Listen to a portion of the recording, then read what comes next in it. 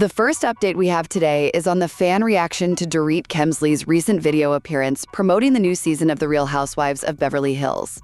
So in this video, we'll be talking about how the 49-year-old Dorit Kemsley really got fans buzzing, you know? It was this new clip she shared on her Instagram. She filmed it with 48-year-old Bazoma St. John for the upcoming after show for RHOH Season 15. Right away, the reaction from fans was kind of like, whoa, she's unrecognizable. That quickly led to all this talk about a new face and, speculation about recent plastic surgery. If you saw the screenshots, she's in this black and white outfit, hair down, but her look was just so different. Some fans even joked about a face transplant, while others said she looked like actress Elizabeth Berkley, just, with straight hair. Now, all this buzz about her appearance is happening while Dorit is also going through her divorce from 58-year-old Paul P.K. Kemsley. They separated back in May and filed for divorce this past April. And Dorit? Well, she seemed to kind of lean into all the attention. She even captioned the clip saying she was spilling tea and sitting pretty. Plus, she used that Sabrina Carpenter song, When Did You Get Hot? Which, has lyrics like, "About time I get back on the horse to the rodeo." Definitely illustrates a sort of comeback vibe. So yeah, Dorit Kemsley's video has definitely sparked widespread discussion online about her appearance right as the new RHOBH season is about to kick off. Before we get into the next update, please make sure you've liked this video and subscribed to this channel. Okay then, let's move on to next update now. Next, we are going to talk about Teresa Giudice and that whole situation with her brother Joe Gorga and Melissa Gorga, specifically this alleged ultimatum they got. Okay, so apparently Teresa was kind of forced to make nice with the Gorgas. Yeah, the word is she wasn't really being sincere, Just wanted to make sure she's back for season 15 of Real Housewives of New Jersey. Sounds like Bravo basically told them, look, we're not going to film people who refuse to talk to each other. Pretty straightforward, right? Now, they supposedly had this big all-day talk and made peace, but Bravo still hasn't actually said anything official about season 15 casting. So we'll see. And get this, Teresa's ex, Joe Giudice, actually confirmed the meeting happened. Like over the weekend, Saturday night, he said. He thinks Teresa's husband, Luis Ruelas, was probably there too. Joe Giudice also mentioned, he just wants everyone to be at peace. He said Joe Gorga is her only brother, and it's just not right that the cousins don't talk. Make sense? Teresa herself kind of touched on it when she was on TV Gold with Jennifer Aiden. She said they're taking baby steps. She explained it started when she was away doing special forces. Her daughter Gia apparently encouraged her to let go of stuff with her dad, Joe Giudice. And that kind of got Teresa thinking about her brother too. Oh, and quick update on Joe Giudice. He says he and Teresa are still good. He even joked like, she still thinks she's married to me. But yeah, he added he's got a girlfriend now and maybe marriage could be in the future for him. So this was today's update about the potential return of Teresa Giudice, Joe Gorga, and Melissa Gorga to RHONJ Season 15. Let's now move on to next update. Next, we are going to talk about the permanent restraining order granted to Denise Richards against her estranged husband, Aaron Phypers. So you might remember Denise, she's 54 now, was granted this order against Aaron, who's 53, after a pretty intense trial that went on for days last month.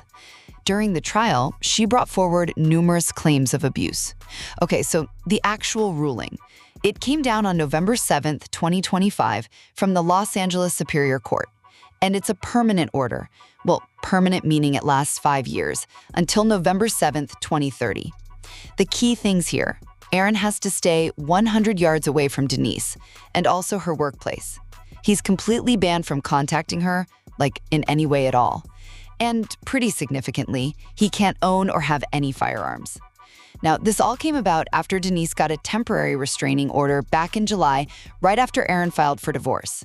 She alleged some really serious stuff, claiming he frequently and violently choked her, squeezed her head really hard with both hands, slapped her face and head, and even slammed her head into a bathroom towel rack. She also said he threatened to kill her and held her down with his knee on her back. During the trial, which started back on October 6th, Denise went into detail. She talked about an incident in May in a hotel room right after she'd had surgery. She testified that Aaron smashed her on the top of her head with his palm while screaming, "Give me your fucking phone," over and over. She said she felt really scared and, disoriented from the surgery. Adding to that, Aaron's own cousin, Kathleen McAllister, who used to work for him, actually testified against him. She said she saw him hit Denise back in January 2022, and it immediately gave Denise a really bad black eye. For his part, Phypers denies everything. He called the claims completely false and deeply hurtful, and insists any suggestion he was abusive is categorically untrue. So this was today's update about Denise Richards and Phypers. Let's now move on to next update. Next, we are going to talk about a celebrity feud involving a stolen game. Okay, so it looks like Cohen is calling out Today Show host Jenna Hager. He's basically accusing her of stealing a popular game straight from his show, Watch What Happens Live. Yeah, on his own show, WWHL. Back on November 5th, Andy mentioned that his show's games get stolen all the time. But then, he specifically looked into the camera and called out Jenna Hager by name. And the game, it's called Prompter Wars. So the claim is that Jenna brought a nearly identical version over to her morning show, Today with Jenna and Friends, and she's played it with a bunch of guests over the last few years. Now here's a bit of a twist. Andy himself actually played this very game on Today, back in 2024, with Hoda Kotb and Chanel Jones. And, even stranger maybe, Andy was on Today with Jenna and Friends just this past April, and apparently he never brought up the whole game stealing thing. Instead, Jenna was the one who called him out a bit, saying she felt like a third wheel during his visits, because he and Hoda are such good friends. Andy asked, do you really feel like the third wheel? And she confirmed it, but said it was okay because she loves watching people love Hoda, her bestie. So this was today's update about Cohen and Jenna Hager's Prompter Wars dispute. Let's now move on to next update. Next, we are going to talk about a recent wave of Bravo reality drama featuring the seeming resolution of one feud and the start of a new, highly passive-aggressive rivalry. Okay, so you remember that whole drama between Katie Janela and Alexis Bellino? Right, the one stemming from Alexis accusing Katie of lying about a secret audio recording of Shannon Bedore, which, Tamra Judge also brought up on the new season of Real Housewives of Orange County. Well, it looks like that feud might actually be over. On November 7th, Alexis posted an Instagram picture, and guess who was in it? Katie, Tamra, and Joe De La Rosa. The caption was just good vibes, and Katie even liked the post. So yeah, that pretty clearly illuminates that these former rivals are now apparently on good terms. But okay, here's where it gets messy. Or maybe just extra dramatic. That same evening, Katie Janela and Tamra Judge hosted an RHOC watch party. And you won't believe who they hired to DJ. Mike Shay. Yep, Scheana Shay's ex-husband. Now, as you probably know, Scheana is currently feuding with both Katie and Tamra. So hiring her ex definitely feels like a choice.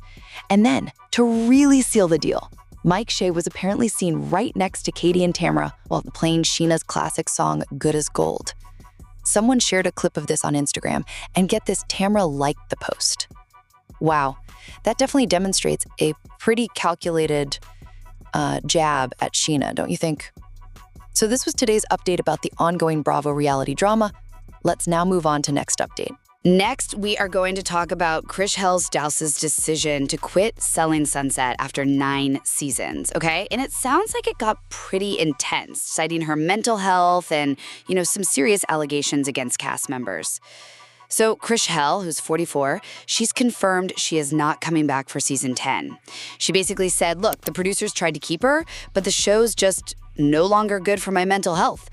And she feels lucky she has other work, This all kind of came to a head after season 9, especially with all the tension around Emma Hernan and her boyfriend Blake Davis. Chrishell claims she was edited unfairly, made to look like an overbearing friend, and that production actually cut stuff out that would have totally backed up her side of things. And she really illuminated the conflict by getting specific about Blake's alleged behavior. She claims he was posting anti-trans stuff all the time, even comparing being non-binary to a mental illness, which is super relevant because Chrishell's partner, G-Flip, is non-binary. She also alleged he felt okay using the N-word, and even told Emma awful things, like joking he'd beat you. Just wow. Chrishell wasn't having it. She publicly called out Emma on Instagram for, defending Blake's use of the N-word and not sticking up for their friend Chelsea Lascani over how Blake treated her. Chrishell made it crystal clear she will not help cover up racism or homophobia.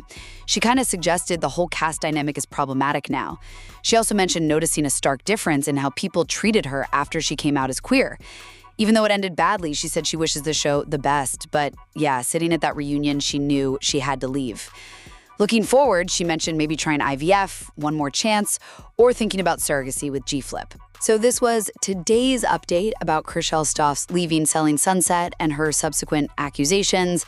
Let's now move on to next update. Next, we are going to talk about Stacey Rusch and the current status of her relationship with her ex-husband, Rusch. We're looking at where they stand after getting back together last year during their divorce, which, was also when Stacey was involved with TJ Jones, who later claimed she hired him for the show. So Stacey has confirmed she and Mo, who's the father of her child, are definitely still together. She illuminates the relationship as a blessing, for sure, but she's also pretty clear that it's not easy. It sounds like we're probably going to see some ups and downs play out this season. Now, Mo, she describes him as this very private, German guy, a good man, and a great dad. But get this, he apparently doesn't actually watch Real Housewives of Potomac. Stacey says he's just too busy, and honestly, the show is too much for him because he wants to protect her. She does fill him in on stuff, though, and apparently they have a good laugh about it. Okay, so what about that infamous sext sent to Mo? Remember his reply, "I think you have the wrong number."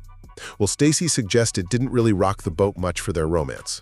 She noted that after getting back together following the divorce, things are just kind of spicy all the time now. And when TMZ confirmed her divorce was final, especially after Ashley Darby kind of insinuated she might be lying, Stacey says she didn't feel vindicated or anything. She maintains she was always telling the truth about her life.